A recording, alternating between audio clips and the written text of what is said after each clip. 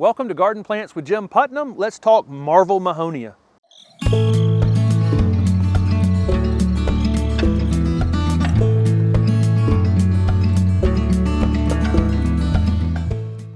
Marvel Mahonia is an evergreen flowering shrub with a very distinct vase-shaped habit. This one on tags is going to say it gets 6 feet in height, 4 feet in width, and it's certainly maintainable at that, but if you let this one go, it can definitely get taller, definitely get wider. All of these media type Mahonias are, get pretty large over time. I'll talk more about pruning it and how to control that height a little later in the video. The growth rate on these is initially going to be very slow.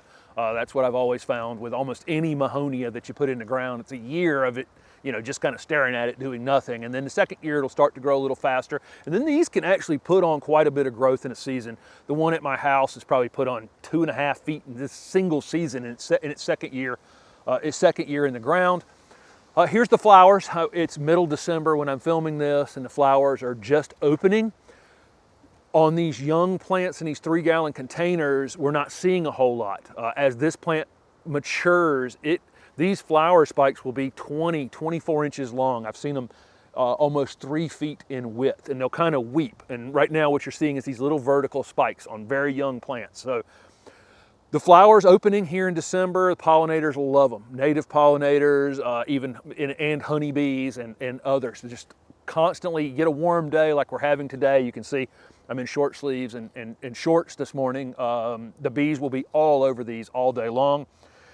These are hardy in zone 6 to 9. I would imagine, like if you're in zone 6A, you'd want to put this in a protected space. Those of you in 6B, 7, 8, 9, this is a very industrial plant that prefers part shade conditions.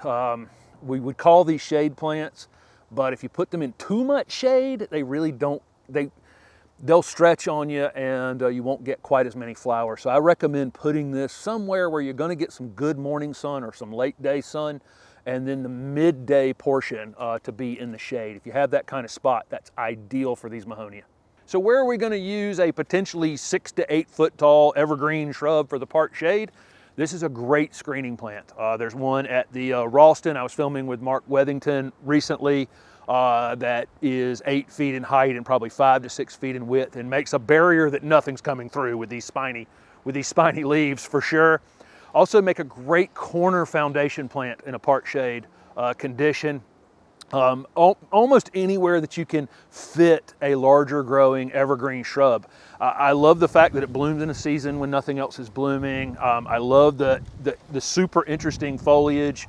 It's just, try to find a space in your landscape for one of these and you won't be disappointed. Mahonia is a truly drought tolerant plant, and so this was definitely a good choice for dry shade. Again, don't put it in deep shade or it will underperform. But if you have an area in the shade that's kind of dry, I wouldn't put this in an area that's going to stay wet all the time. You could potentially have some root rot issues. Virtually no maintenance to do on this plant. It will grow as kind of a multi-trunked small tree. And so what we'll get on this plant is maybe 6 or 8 stalks that are coming up. One of them will be 2 feet taller than the rest. The way to control the height in this plant is just to take that one stalk all the way down to the ground.